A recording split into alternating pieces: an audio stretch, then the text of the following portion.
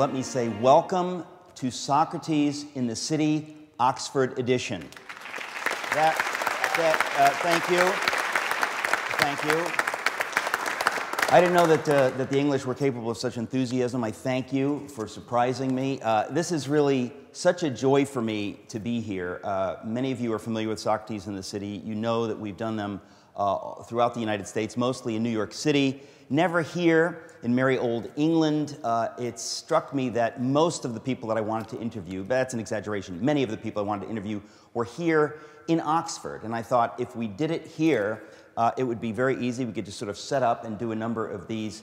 But I'll tell you a secret. We would not have done any of these. We're doing 8 sessions.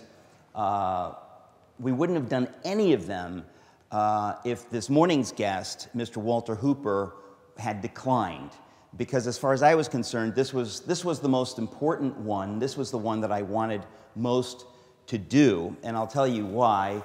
And this explains really why I'm so excited. This is a dream come true for me, actually, because it struck me a number of years ago that there were several people out there whom no one had invited to do a TV chat show kind of thing. They hadn't been able to tell their stories in that format. So there are audio tapes here and there and different things, and there are interviews you can read. But I thought, can it be possible that Walter Hooper, of all people, has not been sat down to have a proper conversation about his life and the gigantic influence he has had?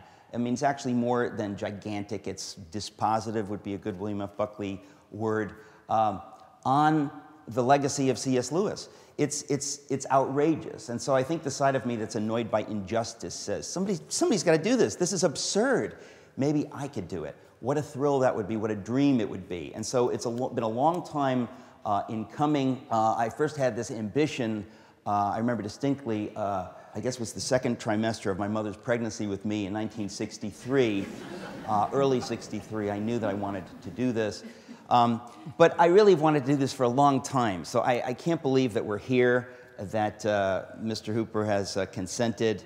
It's just a thrill for me that we're finally going to do this, and it's particularly thrilling that you've given me this much time. Because as I spoke with Walter Hooper last year, I realized there are so many stories. It's not like a typical Socrates event where you can sort of do it and you're done. It's about a book or something like that. It's about the lifetime of C.S. Lewis. It's about his entire oeuvre, his body of work, and about how Walter Hooper has magnificently and utterly uniquely played a role in bringing C.S. Lewis to the world. So someone who's a devotee and lover of C.S. Lewis and his works, I couldn't be happier. So in just a moment, I'll a little bit more properly introduce Mr. Walter Hooper. Before we go on, we've got a number of sponsors who've made this possible. I want to thank them. My friend Barbara Bryant of St. Louis, our friends Laura and David Thayer of Philadelphia, Lisa and Kenny Trout of Dallas, Sharon Vanderpaul of Grand Rapids, Michigan, and our dear friends Susie and Jerry Wilson also of Dallas. Without them, this wouldn't be possible. I also want to thank the NRB Network and Jerry Johnson, who is here, for making this possible. We are going to air all of these on the NRB Network. Really, really excited. If you're watching on the NRB Network, hi. And I want, last but not even close to least, my Chief of Staff and friend, Alyssa Liberis, who's sitting here in the front row, who has done so much work that I try not to think about it, because it would just embarrass me that anybody working with me would do this much work. But this has been months in the making. So Alyssa, from the bottom of my heart, thank you. Where are the flowers? No. Oh, you can take those. We really, we all know that this has been, it's been a long time in coming. So this is a great, great treat for me. So just a few words. There's really not much to say about Walter Hooper because it all sounds insignificant compared to what it is that I think makes him significant. But the little factoids are that he's an author, of course, and a trustee of the literary estate of C.S. Lewis.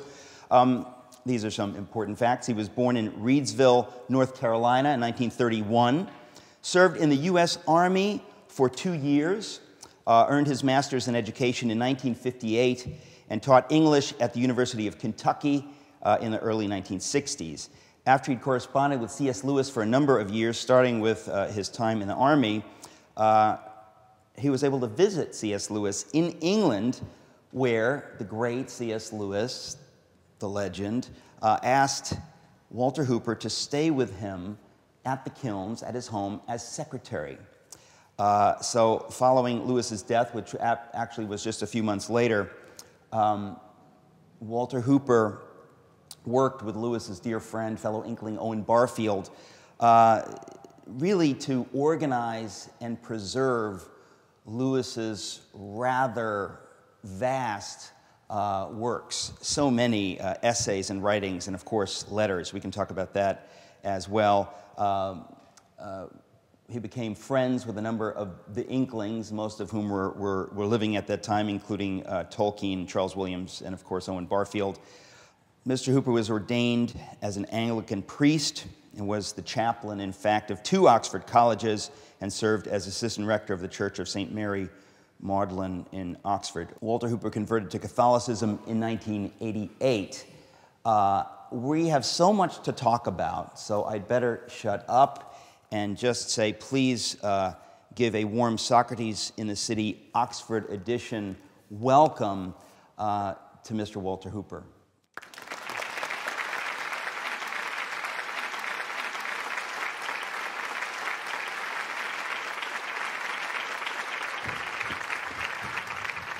Well, probably the best thing I can say is I have no idea where to start. So in lieu of a bright idea, I'll start at the beginning. If you would, tell us your story and how it is that you came to meet Lewis and to work with him. I was in the University of North Carolina, Chapel Hill, North Carolina, in 1953, before any of you were born. Anyway, at that time, it's not generally known now, but the Korean crisis was going on. You know, America had not quite pulled out of Korea. And so all the young men were being drafted. And I was begging my draft board to give me just a few more months. And during those last few months, someone introduced me to a book called Letters to Young Churches by J.B. Phillips, which had an introduction by Lewis. It was an introduction which absolutely changed my life. I've never heard such a voice of faith in my life. And I kept saying to other people, this man really believes. And they said, but all the believers believe. And I said, no, this is different. And I've been thinking about that since all those years. And I think what I would say, it was different because Lewis believed with the confidence, I think, that you would find in St. Peter and St. Paul. He would have tested everything against this. He knew it in a way that we just don't know things today. Anyway, I was going into the army, straight into the army, and I thought, if only I could get a book by Lewis. Unfortunately, that Chapel Hill didn't have his books in stock at that time. But anyway, in Greensboro, there were 2 elderly women, the Strawn sisters, who liked to put the book, a right book, in the right hands. So they produced a copy of Miracles. Anyway, this was basic training, and you don't have places you can store things, you know. So I kept it inside my shirt, this hardback book. And so during calisthenics and all of that, it was jumping up and down with me. But so far, none of the sergeants discovered that. Even, you know, climbing under barbed wire. But the book made such a huge impression on me that every 10 minutes there would be a cigarette break, you know. So you could stop that and then assemble you again, and, you know, after 10 minutes. But I used those 10 minutes sitting under a pine tree. I think I could recognize the pine tree I was sitting under when I read that wonderful book, it really just changed my life. I've read it many times since then. And I knew I had made a huge discovery, larger than anything I would have expected to happen in my whole life. You were really, at that point, it seems to me, before you got the Miracles book, looking for anything by Lewis, or were you specifically looking for miracles? Oh, no, anything. Anything. In other words, you read this introduction in the J.B. Phillips translation, and by the way, Lewis was a real encouragement to Phillips in writing that great translation. Were you aware at that point of who Lewis was and of his other works, or were you just waiting for these sisters in the Greensboro bookstore to get you something by Lewis? What did you know about Lewis at that point? I knew almost nothing except that the captain of the football team at the University of North Carolina, he had mentioned the Screwtape Letters, but I didn't see it at that time. Okay, so that was out in '53, the Screwtape Letters. It came out in 1942. Oh. And, but I mean, this was '53 that I'm talking about. Okay. But no, I didn't know what other books so were. You just rather randomly received this copy of Miracles, because I'm thinking of all the books of Lewis that I have loved, that's one that I didn't love. I mean, I guess I find it rather difficult reading. Yes. But when you're in basic training, I guess you'll take what you can get. And it is of course great, but it takes more effort than some of his other books. Anyway, go ahead. Well, I was happy to take that effort. I remember one of the sergeants saw me reading that, and he said, "Soldier, you better really ought to be reading a work on Korean, learning Korean." But one of the things I'm really glad about, unlike you, so you can go to a bookshop like Blackwell's or maybe even here, and you can say they have the Chronicles of Narnia, and they have the theological works like Christianity and so on, and then there's his literary criticism. I didn't know about these different categories, and I'm glad I didn't, because he didn't like being known as several authors, but as one author of many different types. So the books came to me in a very higgledy-piggledy order. I think one of the first ones was, in fact, the Etherion Torso, which was a work by Charles Williams with a commentary on his poems by C.S. Lewis. Which one was that? Etherion Torso. Torso. 1947. And then came English literature in the 16th century, which I loved. And then came Screwtape Letters, and then The Lion, the Witch, and the Wardrobe, which hadn't long been out.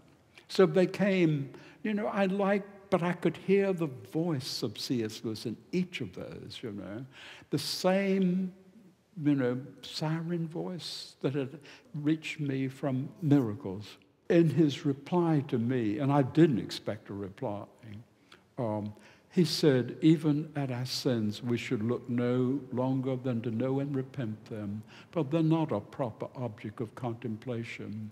When a man comes under the divine meridian, he loses his consciousness of self, and in the end becomes a creature which fills other people's lives, while they in turn help fill our lives. But how far from this one is at present?"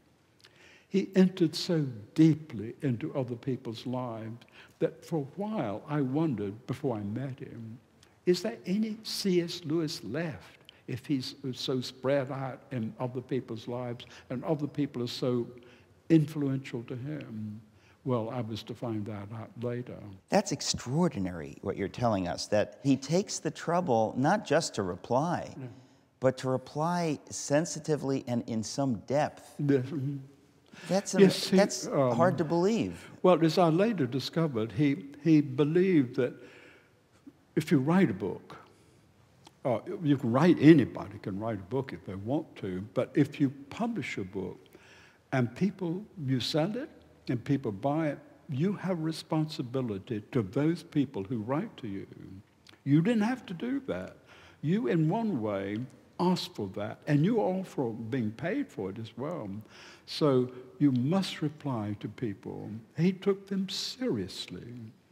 Anyway, he replied by writing in ink with his hand, and he replied by return of post, which in this country means the same, you write the same day you get the other person's letter.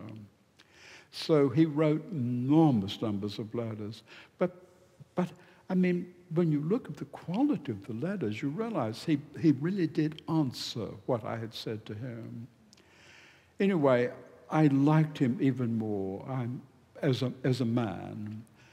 And from that time on, after reading 6 or 7 of his books and waiting to read them, it made the army one of the most wonderful experiences of my life. I hated to leave, when my 2 years, 4 days, and 1 breakfast were concluded. Anyway, I ended up, shortly after that, teaching in the University of Kentucky. And I had a chance to write a book about Lewis for the Twain's English Author Series. So I wrote to him about that. We'd already exchanged a good many letters. And he said, it's far better to write about the unanswering dead, because they can't blow the gaff on all the mistakes you make. But if you insist, go ahead and write it. But if you like to, I'll see you if you come to Oxford. So I went to Oxford. What year was this? 1963. 63.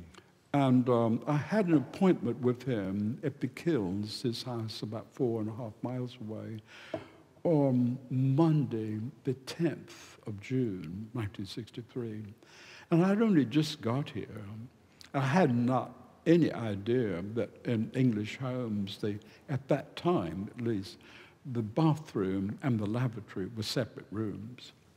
Anyway, I went out on Friday, as a friend told me, so you should find out where he lives. It'd be a pity if, you miss seeing him on Monday because you simply couldn't find the house. Well, nobody in the street knew where he lived. So finally somebody said his housekeeper lives in number 11, Kill Lane. So she told me, the housekeeper, how to get to it. And she said, he's down now. At 4 o'clock he will be having tea. So go on up. So I did. And I rang the doorbell. And then, I don't know whether you've had these experiences, but they happen to me pretty often. I suddenly saw myself for what I was. Ignorant beside him, and a Tar Heel, North Carolina. What was I doing bothering this man?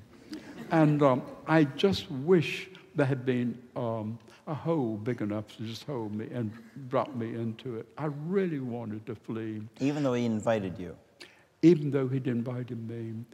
But I assumed this would be just the one chance I would have to see him, the one chance.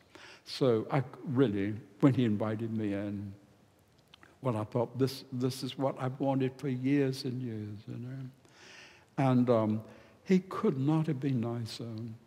The talk was exciting because everything was a kind of disputation with him, because you were always talking towards truth. For instance, I remember during the conversation we had, he made a very important distinction, as he does in his books. I asked him, which of your books do you think best? And he said, I think Perelandra is best. And then he asked me, which of my books do you like the most? And feeling that we were talking about the same thing, I said, well, I agree with you. I agree with you, Perelandra is best. He said, no, you asked me which is best. I'm asking you which you like the most. And I said, the one I like more than any book in the entire world is That Hideous Strength. He said, so do I. But don't you see, they're different. You might find one thing far better than another, but you might really like something else better. It's like, I guess it was like sitting with the old knock Yeah, I think so. Right? Yeah, And you have to explain that was Lewis's tutor. I can't remember when he was, what, 15 years old? Yep, yes. Mm-hmm. And he was always, in one way, saying, why do you say that? Do you even know what you're talking about? In other words, even the difference, the distinction between what do you think is my best book and which book do you like the best are two different questions. Yeah, they are. That's a fact, but most people wouldn't make that distinction, but when you're sitting with C.S. Lewis, he did make it. So here you are with him for the first time, and he's having a wonderful conversation with you, but it's interesting that he doesn't relax that way he has of forcing his interlocutor, I guess, to think hard. So you say That Hideous Strength, and then strangely enough, he says that's also the book that he likes best. From the moment I got there, he brought in a pot of tea. And I love tea very, very much. Not coffee, but tea. And he was a gargantuan tea drinker. After we finished one pot, he went in the kitchen and brought back a second pot, and then a third pot. By this time, I must have had 12 cups. 12 cups of tea. I was very uncomfortable. Like most Americans, I didn't know that they had two different rooms, the bathroom and the lavatory. So I said, Professor Lewis, do you think I could use the bathroom? He said, certainly. So he took me to what was just the bathroom. It had a bathtub in it. And he took out about 4 towels and put them there beside the bath. Took 4 tablets of soap and put them beside the 4 tablets of soap. He's having a little fun with the Tar Heel. So then he closed the door. He said, do you think you have enough for the bath? And I said, I'm sure I will. And so he closed the door. So he closed the door and you didn't object. You just... I had a very anxious about 2 or 3 minutes, wondering what to do in the bathroom. Don't you wish that you had taken a bath? Well, I was too uncomfortable for that. So I went back into the common room where he was, and I said, Professor Lewis, actually it wasn't a bath I wanted. And he said, he was laughing. He said, that will cure you of those American euphemisms. Now, let's start over again. Where do you want to go? Now, if we're going to play that game 50 years later, 52 years later, I want to throw it right back at Lewis, but I'll throw it back at you. Lavatory, obviously, the etymology of that has nothing to do with flushing a toilet. I know. So therefore, isn't that equally wrong and an equally bad British euphemism for toilet? I thought so, but I wouldn't dare say it to him. Oh, you... Okay. So he was a jokester. Well, he was a man who knew language and who was interested in language. And he told me that right before that, beautiful American girl of long blonde hair had been entertained by these 2 elderly ladies who were his neighbors. They commented on her beautiful blonde hair. How do you make it so beautiful, they asked. They were in their 90s. And she said, I wash my hair every day in the lavatory. Well, they said to him, we never want her back again. This is the rudest girl we've ever met. So he was already primed to But think of the results she was getting. Wow, okay. Well, finally about 2 hours after that, it was time for me to go, and he took me to the bus stop, which was also where the Ampleforth Arms, his pub, local pub. Oh, by the pub. Yeah. So we went in and we had a pint of beer together, and then the bus came. And my heart was breaking. I remember in the short journey to the bus stop, regretting that I'd even met him because I liked him so much. I remember thinking, I really love this man. And I thought this was it, you know. And I thought it might have been better never to have met him than to taste that wonderful personality and then give it up forever. Anyway, so I was getting on the bus. I said, well, thank you very much, Professor Lewis. It's been very nice meeting you. He said, you're not getting away. Oh, no, you're not getting away. You're coming to the Inkling meeting on Monday. Well, the Inklings were at that time meeting just on Mondays because Lewis had been gone. Once he went to Cambridge, they had to change that because he went to Cambridge on Monday afternoon. So it had been on Tuesday for many years, but it changed to. So this is at lunch?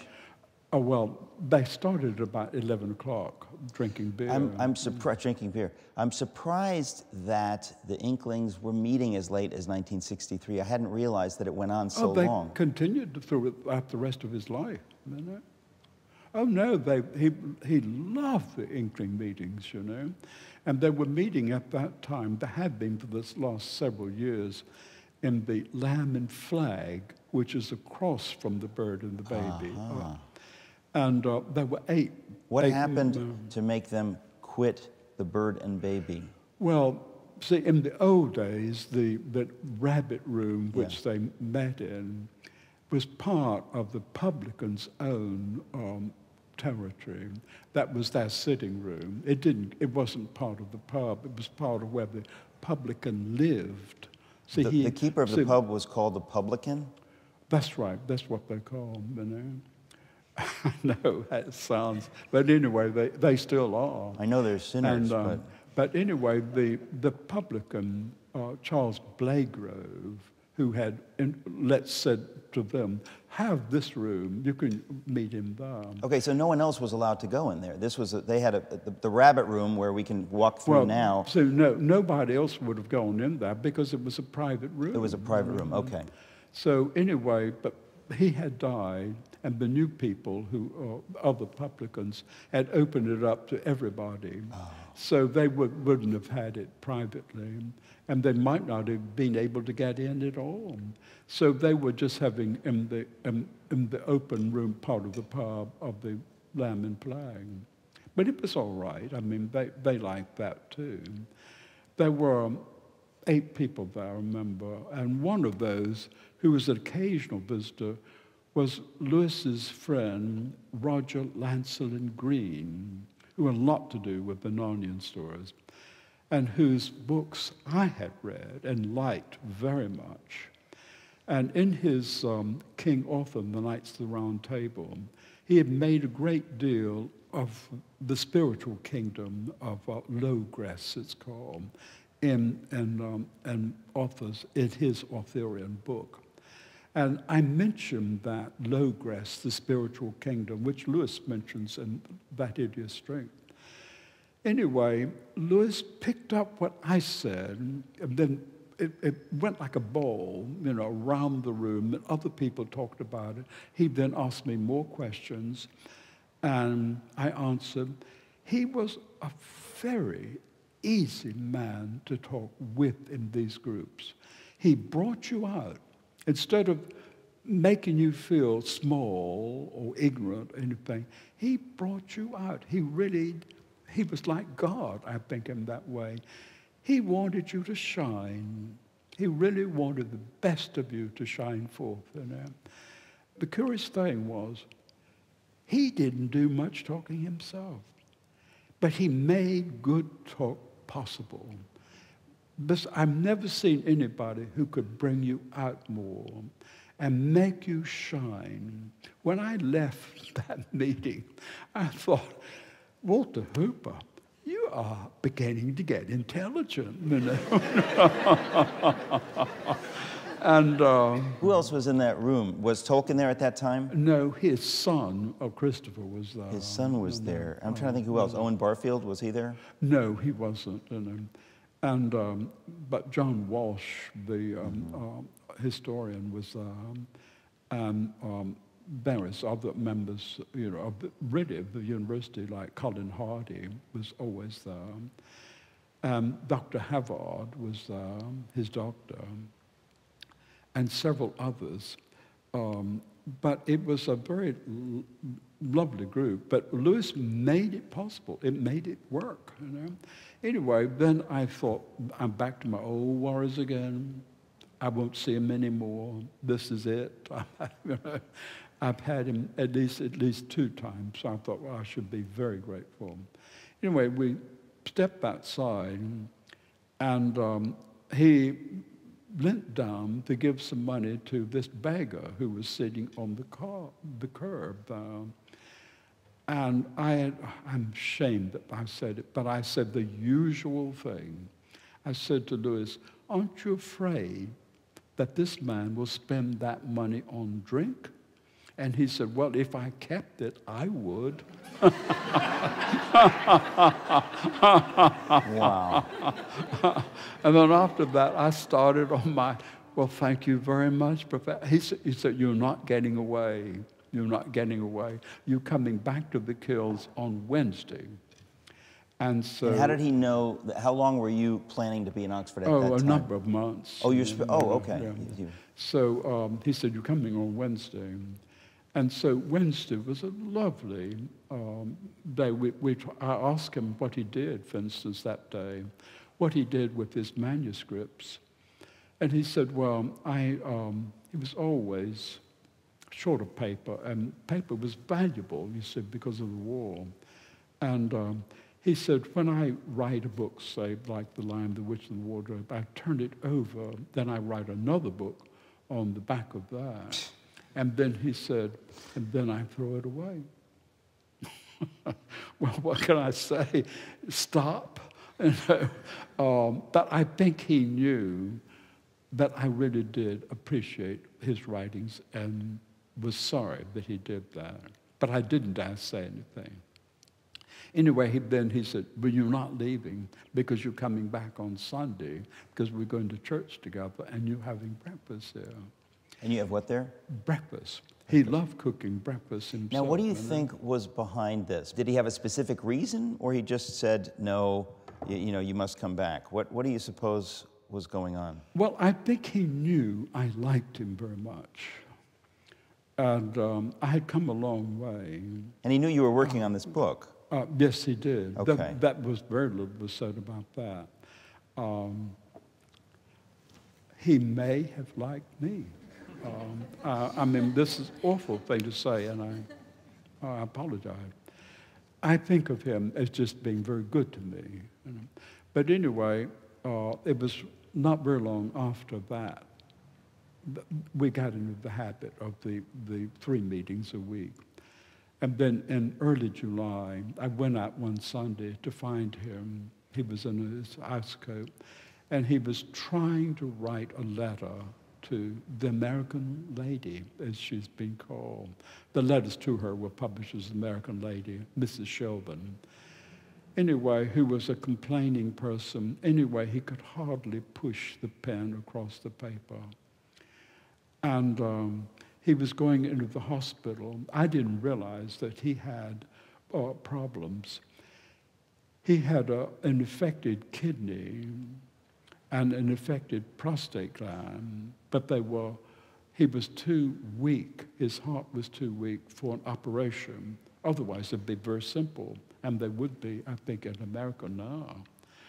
But because they are feared to operate because of his heart, he was put on a low-protein diet, and occasionally, about once a month, he went into the hospital for blood transfusion. Wow. But he looked so well, you would have never guessed anything was wrong. Anyway, besides this, this problem, there is the problem of writing. He said, I'm getting rheumatism in my hand, and said, usually I have my brother to help me, who drives the typewriter.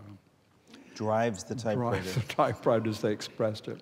So he said, but he's an alcoholic.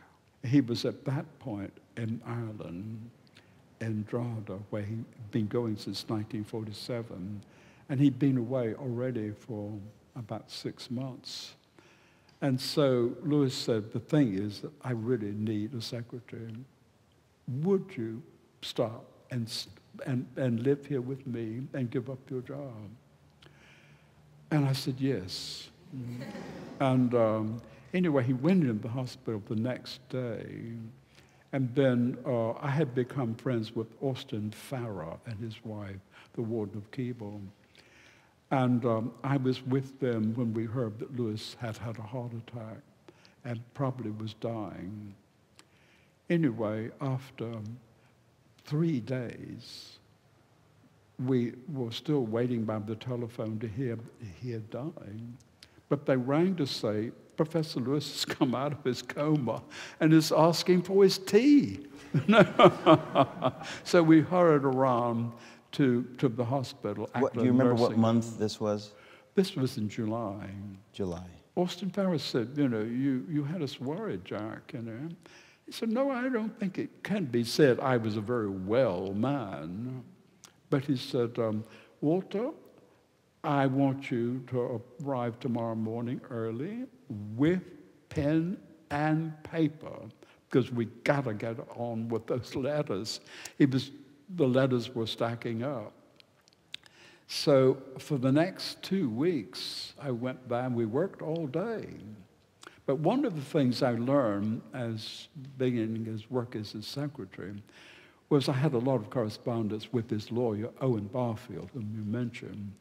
Owen Barfield was very valuable to him in many, many ways.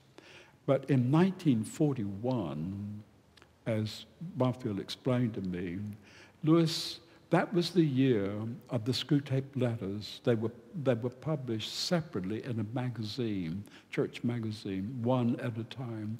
And it was also 1941 they gave the first series of Mere Christianity broadcast. But rather than receive any of the money, Lewis sent both the BBC and the people who were publishing the Screwtape Letters a list of widows and orphans. Think of St. James's epistle. Widows and orphans, each of the fees were to be sent to a widow or an orphan. And at the end of the year, Lewis had to pay tax on all that money he'd given away, and he was really in a quandary. So he turned to Owen Barfield, and out of that debacle, what they did together was to set up a charitable organization called the Agape Fund, into which 2/3 of Lewis's total income went to be given anonymously to people in need, like widows and orphans. I couldn't believe that he put so much into it. When I thought about how poor the house was, when the housekeeper came down in 1952, she told me she still found the blackout curtains still up on the windows. Because, you don't want the Germans to see a light on. So you put blackout curtains, just this heavy black material. 1952. 52. So a couple of bachelors living there, too lazy to pull down the... That's amazing. Well, it's amazing. No, he said, but why spend money on curtains, he said. He just didn't want to waste money on himself. She said, well, do you mind if I wash these blackout curtains? He said, go ahead. Well, she put them in soap and water, and they melted. They turned into ink. And, she poured them out. They were probably so full of smoke that they were carcinogenic curtains. Well, there was one ashtray in the house. Everybody smoked. When I first arrived there, I come from a tobacco town, and I gave him a carton of Lucky Strikes, which are good cigarettes, but strong. And then I thought, maybe he would like something with filters on them, then a pack of those, a carton of filtered cigarettes. he looked at those and he said, you know, my brother and I don't smoke cigarettes with contraceptives on them. So he gave them away to his housekeeper. Anyway, when I thought, one ashtray, but I said, there's one ashtray. Can I get more ashtrays? He said, he always just flicked the ashes on the carpet. He said, you see, ashes are good for rugs, but Yeah, only men believe it. Only right. men believe it. But anyway, I said to him, and really seriously, but Jack, why give away so much? And he took it really seriously, and he said, well, I thought God was so good in having me that the least I could do was to give part of back what I made in his service. And I thought, with shame, when was the last time I thought how good God is in having me? But he really had the temperament of a child Christian in a way. So gracious, so grateful that God would have him, you know. But that was part of that faith that he had. Anyway, when he came home, I thought this is going to be really difficult because I can't keep up the level of this wonderful conversation that he's good at all the time.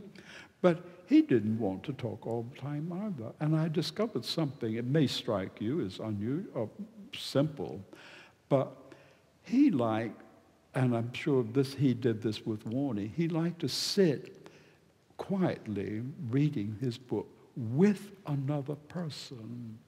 So he would say, as he picked up his book, Walter, didn't you bring your book? So he liked to just sit with somebody, not alone, but with somebody. And then if you had something to contribute, he might talk for a while and then go back to the books. Anyway, I found it extremely relaxing. I loved being there with him. But there were occasional mysteries. Like when I gave him a cup of coffee after lunch, I left him alone. I felt he needs to be alone now. So I closed the door, and I wondered, does he take a nap? But I tried to look through the keyhole, and anyway, I couldn't find out. So finally, one day, I just said, Jack, I have to know this. Do you ever take a nap when I leave the room? Oh, no, he said, oh, no. You see, but sometime a nap takes me. You know? And I think that is the nature of naps. You could get in your pajamas and get in bed at 1 o'clock or something, but you won't go to sleep. Right. Naps have to do the taking. Right. You know? And but he was wonderfully cheerful. He had heard me say over and over and over again, as C.S. Lewis has said, oh, but you are C.S. Lewis, aren't you? So he would start this, as C.S. Lewis has said, I would like a pot of tea. As C.S. Lewis has said, you will make it. C.S. Lewis has said, I will drink it, you know.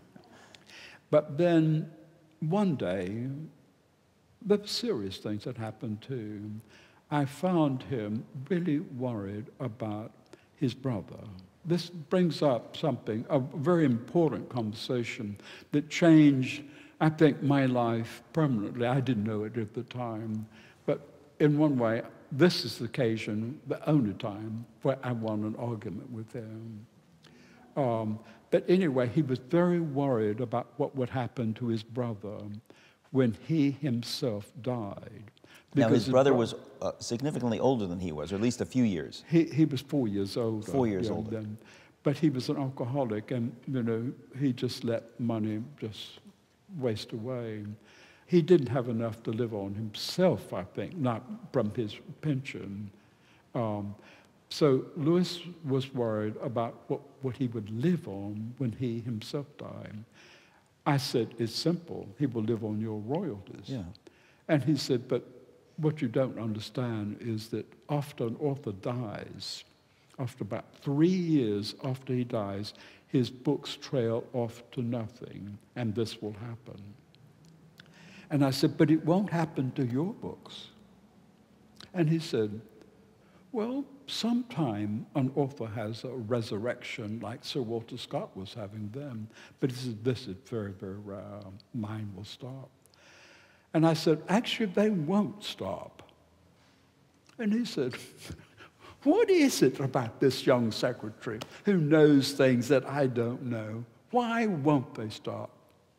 And I said, because your books are so good and your readers are not that stupid. I'm not sure he believed it, but I believed it. When you said to him, your books won't disappear, and you insisted, I feel like you sort of cheated, because a large part of the reason his books did not disappear as he thought they would is absolutely and only because of your efforts. That's an historical fact, so don't argue with me. But, the fact is that as good as his books are, I'm aware, and I hope you'll tell us today and in the next 2 days what your role was, the role that you played in helping his work to live on past him, because it really ends up being a huge effort. So you cheated when you said, yes, they will, because you made sure that they did. But we don't know what would have happened if you were taken out of the equation. Well, I couldn't believe that they would stop. But then, when he died, and I went to Blackwell and saw huge quantities of his books remaindered, then I began to feel he could have been right. But I still want to stop this. Yeah. Can you tell us about his death? Because you were not here at that time. No, you had gone I wasn't back to... here. He teased me. He said he saw me, this little notebook coming out and scribbling things in it. He said, you know, the divine joke on you is going to be, I will die and you won't be here to take down my lost immortal words. And I said, in that case, I'll leave a notebook. You write them down. So anyway, then I left, but we exchanged many letters about, you know, what we're going to do when I get back. And so I retired, you know, from my job and was waiting to come back in January when he died. The same hour that President Kennedy. I knew it was the same day, November 22nd, 1963, but I never knew it was the same hour. Yeah. Well, one of the people who acted very quickly at that time was Austin Farrar, again, who wrote to me and said, please come back. Please come back. I feel there's a work for you waiting here. You're needed. So I did go back, and I lived with them for several months in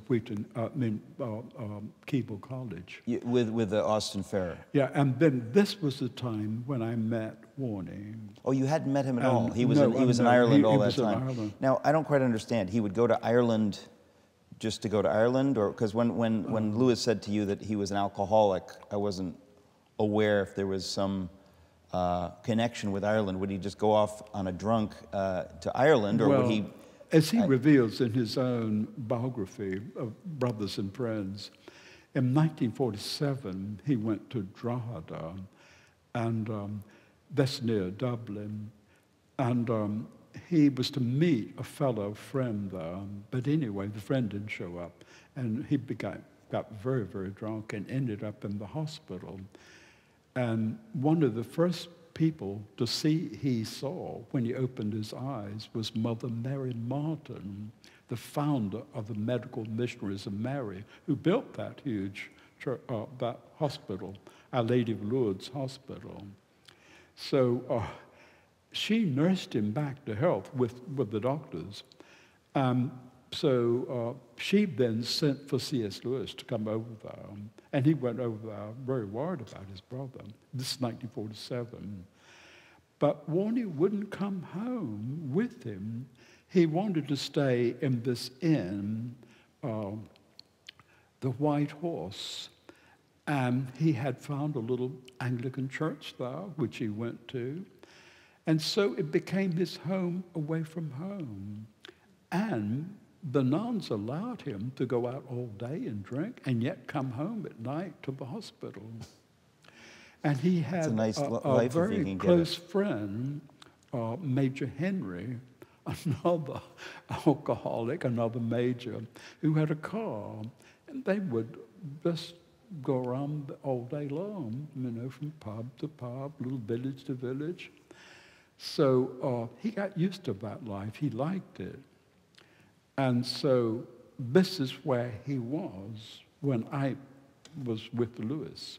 But Now, anyway, was the connection to Ireland, I just have to ask, because they had grown up in Ireland, Yeah. was that Warney's connection, that he had friends from childhood? Well, no, it's just that he loved Ireland. Okay. Things are much more relaxed, they were at that time in Ireland than they were in England. I mean, you couldn't very well go to a hospital in Oxford and you know, and drink all day and then go home and into the hospital and sleep in the beds, you know.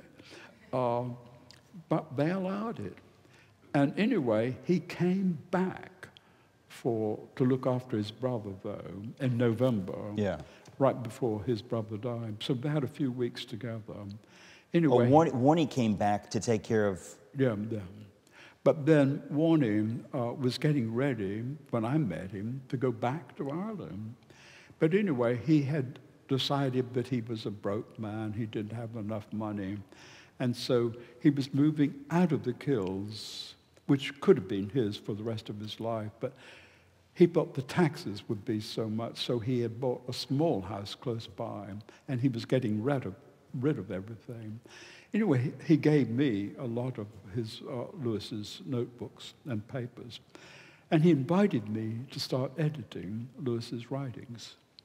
So this was what made it possible for me to do what I've done for the last 50 years. This idea that now you come back and you are deputized with this job of dealing with the works of Lewis, that there's no one else overseeing this. And sometimes I think with famous people, we assume someone's taking care of that. There's somebody to take care of that.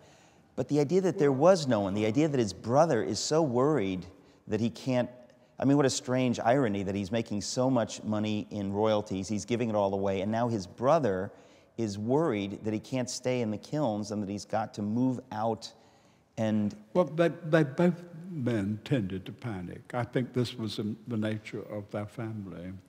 But it wasn't really up to him. I mean, he was the beneficiary of Lewis's will, but it was really up to two other people, Lewis's executors, to decide who did what. And they were Owen Barfield and Cecil Harwood.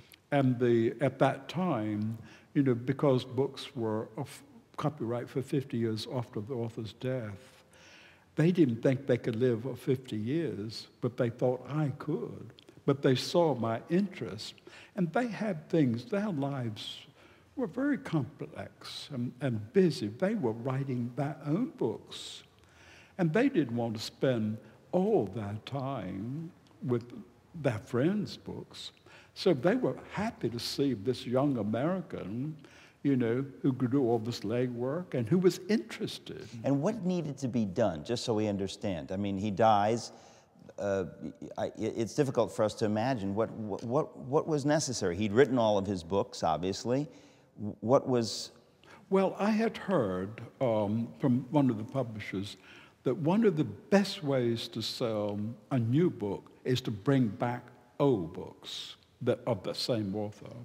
Well, Lewis was working on a volume of his own poems when he died.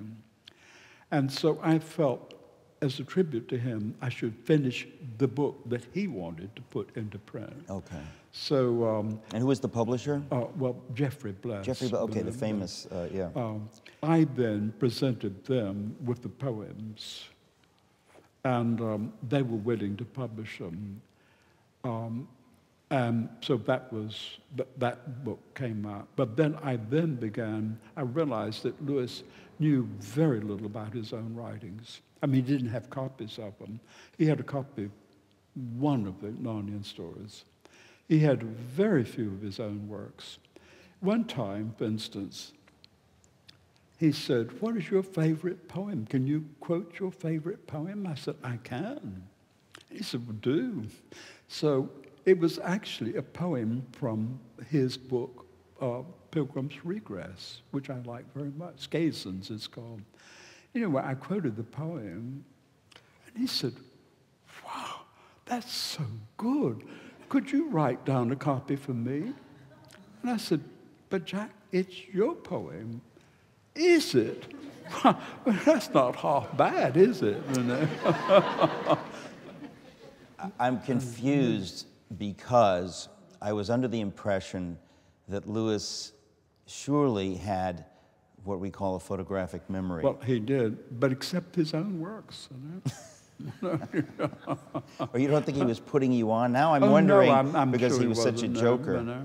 No, amazing. Well, it's almost like he had some kind of extreme humility, which I always, when I encounter that, I always wonder if that is God's will or if one can push it too far and be so self-abasing that they're actually doing something wrong. Well, I think once he wrote something, he ceased to have much interest in it. He went on to something else, you know.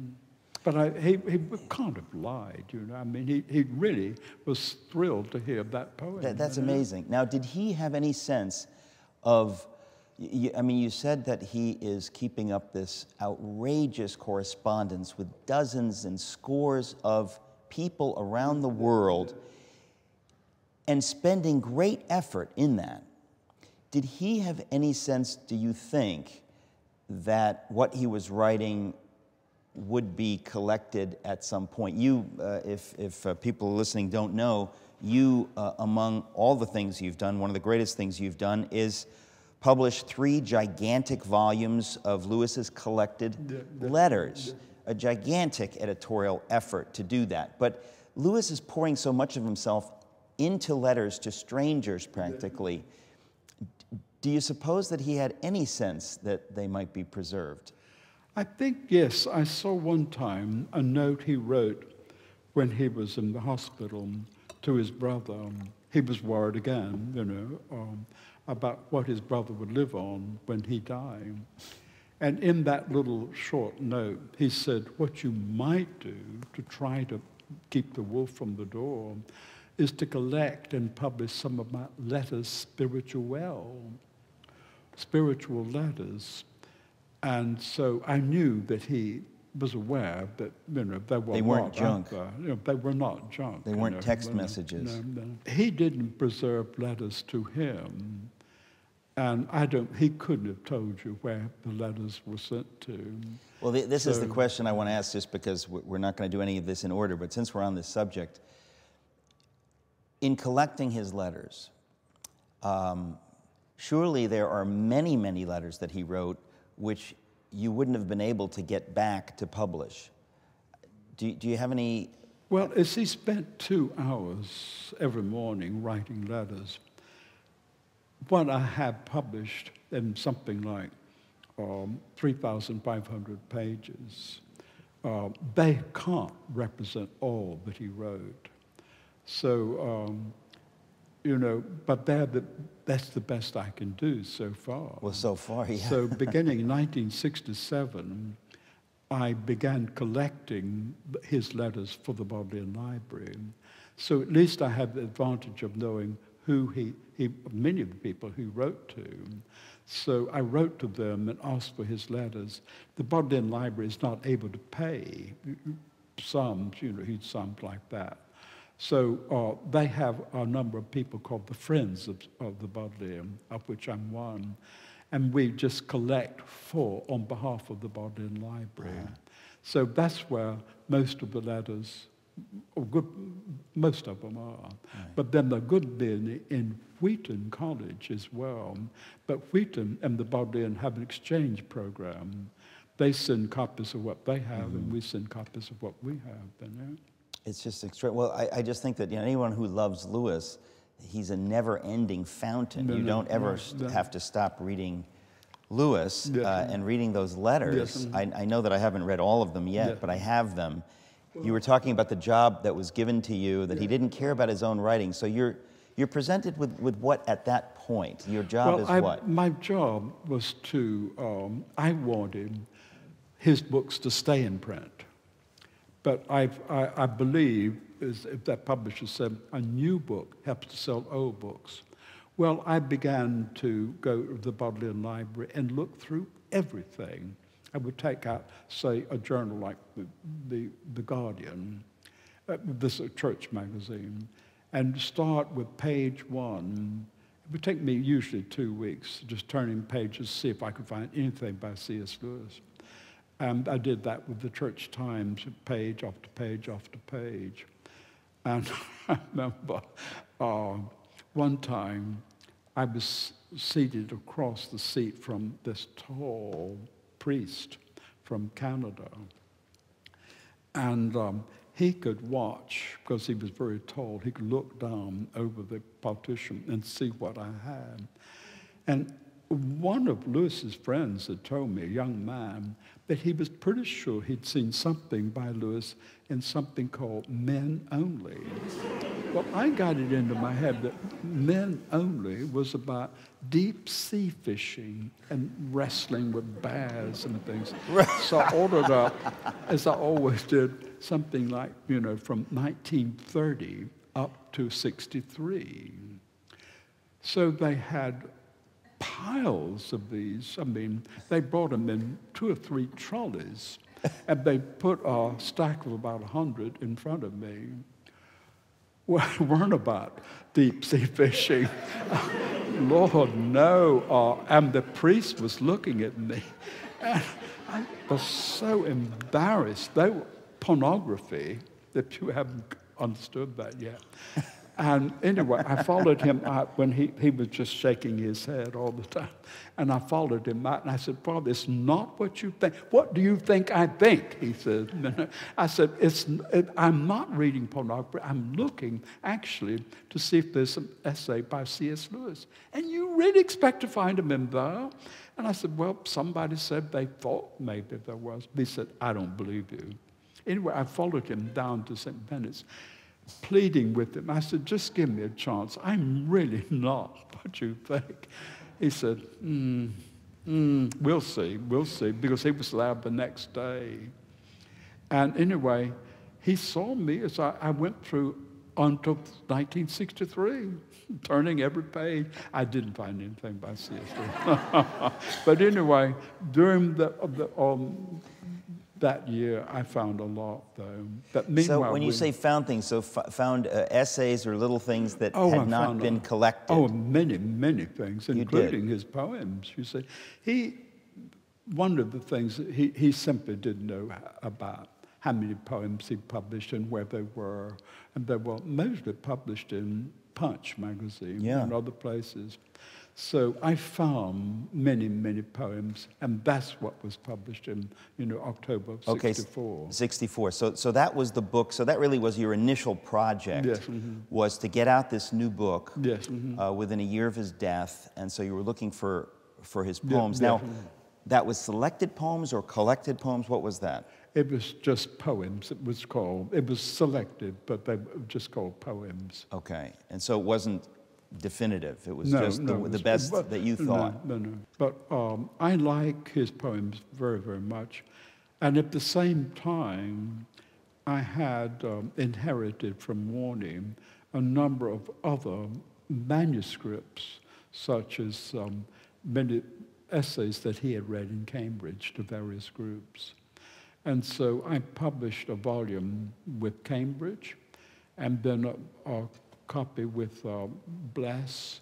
But at that time, Bless soon went out of business, and I had to deal with HarperCollins, or Collins, if they were called at that time. It was before Collins and Harper merged. Before they merged. And the 2 people who ran it were Sir William Collins and his wife, Lady Collins. Lady Collins. Lady Collins. I remember about her. I remember you telling me about her. Well, she was the one who published the paperbacks of Lewis's works, because Bless didn't do them. And I had to go up and talk to her in London about this new book I had in London. I had never met anybody that grand. As grand as Lady Collins. Anyway, Lady Collins was in an office. They took me up and opened the door, and I saw it once. All the furniture was covered in green velvet. There was a little fire in the grate, and Lady Collins was sitting there on that green velvet chair holding a chihuahua and smoking. Who was not covered in green velvet. No. Right, so. And she was smoking Sobrani's cigarette through a jade holder. A jade holder. I think this is the most romantic human being I have ever laid eyes on. And then tea was brought in Georgian silver. How did you know the silver was Georgian? Because I knew enough about silver. Uh-huh. I think you still do. Actually, if she'd told me to jump through the window, I would have gladly done it. But I said, Lady Collins, you can have this new book on condition that you bring back 2 of the old books so they're out of print. And I thought this was very brave, and I thought she'd say, no, I'm not. But she said, all right, which 2 do you want me to bring back? And I said, Pilgrim's Regress and the Abolition of Man. Which one would you like first? And I said, the Abolition of Man. She said, all right, you write the blurb for the back of it, and I'll bring it out. Oh, my gosh. Well, she was wonderful, wonderful. I loved her very, very much. And but I just want to say, and I don't care what you think, how wonderful you are that you were there with this eccentric woman, and you had enough bravado and confidence in what you were called to do to say to her that she must put out 2 new books. Those of us who love Lewis must know that we have you to thank, because I cannot imagine what might have happened.